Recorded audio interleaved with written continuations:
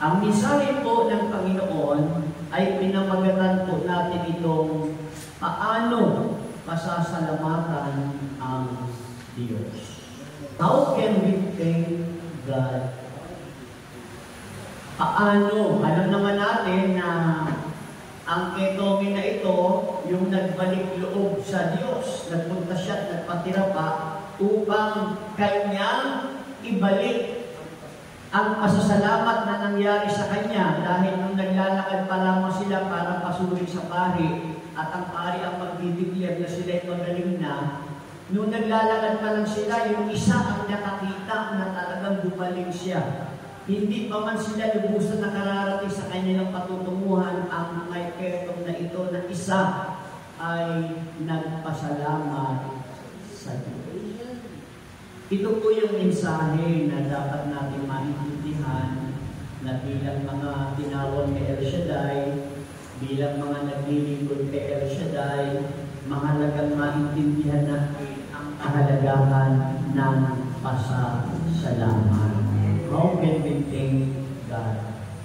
Ayon po sa Ebanghelyo, ang lubos na pagpapasalamat ay nagmumula sa pagkilala, sa pagpapahayag ng pasasalamat sa mga biyayang natatanggap mula sa ating Amang nasa langit. Amen po. At sa ating Panginoong Jesucristo. Sa salaysay po na ito ng Panginoon, si Jesus ay nagpagaling ng 10 ketongin. Ngunit isa lamang ang nagbalik ng pasasalamat. Ipinapakita nito na ang tunay na pasasalamat ay hindi lamang sa pagtanggap ng biyaya. Hindi lang doon yung tumanggap ka ng biyaya, kundi sa pagpapakita ng pagtanaw ng utang na loob. Pagpapasalamat ay nagpapakita ng pagtanaw ng utang na loob. Narito po yung mga paraan upang lubos po tayo na makapagpasalamat. Batay po sa Ebanghelyong ating tinunghayan ngayon. Una, paano natin mapapasalamatan ang Diyos? Una, pagkilala sa biyaya. Recognition of grace. Dapat nating kilalanin ang mga biyaya na natanggap natin mula sa Diyos at sa ating Panginoong Jesucristo. Papasalamatan ang Diyos kapag nakilala mo ang biyaya niya. Sabi ko sa Efeso chapter 1 verse 6 to 7, purihin natin siya dahil sa kanyang kahangahangang pagkalinga sa atin sa pamamagitan ng kanyang minamahal na anak. Tinubos tayo ni Kristo sa pamamagitan ng kanyang kamatayan at sa gayoy pinatawad na ang ating mga kasalanan. Gayon kadakila ang pag-ibig ng Diyos. Yun po. Dahil nakilala mo yung grasya ng Diyos na ang pag-ibig ng Panginoon ay nagbigay siya ng kanyang kaisa-isang anak para sa ating lahat. Kapag nakita mo, kapag naunawaan mo ang grasya ng Diyos na ibinigay niya sa atin, ito ang paraan upang pumasok tayo sa pasasalamat. Naunawaan mo yung grasya ng Diyos. John chapter 1 verse 16, dahil sa siya'y puspos ng pag-ibig, tayong lahat ay tumanggap mula sa Kanya ng abot-abot na kaloob. Dahil daw sa kapuspusan ng Diyos, tayong lahat ay tumanggap ng iba't ibang mga kaloob. Magkakaiba man tayo ng kultura, lahi o pamilyang pinanggalingan, tayong lahat ay mayroong grasya na tinanggap. Ang iba sa atin ay magaling magsalita. Ang iba sa atin ay magaling magsulat. Ang iba sa atin ay magaling sumayaw. Ang iba ay magaling kumanta. Meron tayong iba't ibang kakayahan. Meron tayong iba't ibang tinataglay na original na pagiging identity. Paano malubusang nakikilala yan ay dahil sa kung anong bagay na mayroon ka. Itong bagay na mayroon tayo, hindi yan original na nanggaling sa iyo. Kaya kung mauunawaan natin na ganito pala katindi ang grasya ng Diyos, saka mo masasambit ng buong puso ang pasasalamat sa Diyos. Purihin ang Panginoon. Pangalawa, paano natin mapapasalamatan ng Panginoon? Pagpapahayag. Hindi lang simpleng dapat siyang pasalamatan, kundi dapat ipahayag ang pasasalamat. Pagpapahayag ng pasasalamat. Expression of gratitude. Hindi lang dapat pasalamatan ng Diyos, dapat salitain, dapat sabihin ang pasasalamat. Ipinapakita ko sa verse 15 to 16 na ang isa sa mga kinongin, nang makita niyang gumaling na siya, ay nagbalik ng pagpupuri sa Diyos. Malakas ang kanyang tinig. At hanggang papuri at pasasalamat sa Diyos ang lumabas sa kanyang langit. Sabi ko sa 1 Thessalonians, chapter 5, verse 18, ipinagpapasalamat ninyo sa pangalan ni Kristo Jesus ang lahat ng pangyayari sapagkat yaon ang ibig ng Diyos. Lahat po ng bagay na nangyayari kung bakit sinabi ni Pablo ito, kasi lahat ng karanasan natin ang magbibigay sa atin ng karunungan at katatagan sa buhay. Purihin ang Diyos. Kaya sinasabi ni Pablo na ipagpasalamat natin ang lahat ng bagay sapagkat yaon ang ibig ng Diyos.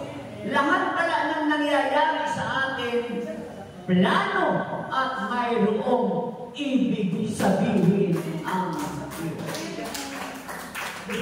Kaya nga sabi sa awit 107 verse 1, magpasalamat kayo sa Panginoon sapagkat siya'y mabuti. Ang kanyang pag-ibig ay magpakailanman. Grabe. Ang talata ko ito'y nagpapakita ng walang hanggang pag-ibig ng Diyos. Grabe po, magpasalamat sa Panginoon sapagkat siya'y mabuti at ang kanyang pag-ibig ay magpakailanman. Ang pagiging mabuti natin, hindi naman magpakailanman. Ang pag-ibig natin, hindi rin magpakailanman. Ang pag-ibig ng tao, depende yan sa damdamin niya na minsan ay mabuti at minsan naman ay hindi. Kapag mabuti ang nararamdaman, mabuti siya kasama. Pero kapag hindi na, wala na kaibigan. Para bagang maganda lang ang samahan natin kapag kain-kain, Jollibee, Chowking, nasasarap ang luto, doon lang tayo masaya. Pero pag namang problema, ayan na. Masama na, lalo na kapag napag-uusapan. Tandaan po natin, ang pag-ibig ng tao hindi magpakailanman, ngunit ang pag-ibig ng Diyos magpakailanman. Purihin ang Panginoon. Sabi po sa Colossus chapter 3 verse 15, at maghari sa inyong mga puso ang kapayapaan ni Kristo. Na dito rin naman kayo tinawag sa isang katawan at kayo'y maging mapagpasalamat. Ang kapayapaan ni Kristo ay malapit na nauugnay sa pagiging mapagpasalamat. Ang mga tao palang tunay na naglilingkod sa Diyos, sila pala ay nakapagpapasalamat na sa Panginoon. Kaya buhay naman talaga natin dapat ay pagpasalamat. Saan kaya pwedeng ipakita sa Diyos na nagpapasalamat ka? Kaya may kanta, sapat na ba, mahalin lang kita, magpakailan pa ba? Sapat na ba? Na ganun-ganun lang, hindi. Kinakailangan naglilingkod tayo sa Diyos. Purihin ang Panginoon. Pangatlo, ano yung una natin? Kilalanin natin ang biyaya o pagkilala sa biyaya. Pangalawa, pagpapahayag ng pasasalamat, expression of gratitude. Number 3, pananampalataya. Sabihin niyo po, pananampalataya. Noong nakaraang linggo, ang sabi ng Ebanghelyo, may lumapit sa Panginoon, mga alagad, at naghingi ng dagdag na pananampalataya. Ano ang sabi ng Panginoon? Magkaroon man lamang kayo ng gabutin ng mustasa pananampalataya. Masasabi ninyo sa puno ng sikomoro na yan, magunot ka at matanim sa dagat, susunod sa inyo.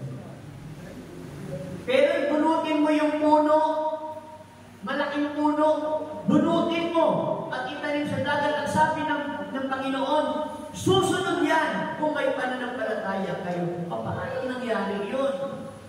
Hindi naman literal na inuunawa yun. Ang ibig lang sabihin dito ng Panginoon, imposible yun. Pero, ang bagay na imposible, ang bagay na mahirap, sa taong may pananampalataya, ang imposible ay nagiging posible. Ang taong nahihirapan o ang bagay na di magagawa ng tao, magagawa ng Diyos. Pag sinabi natin gamutin ng mustasa pananampalataya, yung pananampalataya ay pananampalatayang langit. Subalit, anong mayroon sa likod ng taong nananampalataya sa Diyos? Anong mayroon kung naniniwala ako sa Diyos, kung ikaw ay naniniwala sa Kanya? Anong mayroon sa likod ng paniniwalang ito? Aba, napakalaki ng Diyos, makapangyarihan ng Diyos, at walang mahirap at imposible sa Diyos. Purihin ang Panginoon. Kaya sabi ng kanta, meron bang mahirap sa akin? Meron ba akong hindi magagawa? Ako ang Diyos na may likha ng langit at lupa. Mga anak, sa akin kayo ay magtiwala. Walang mahirap sa'yo. Walang mahirap? Kanino? Sa taong may pananampalataya. Purihin ang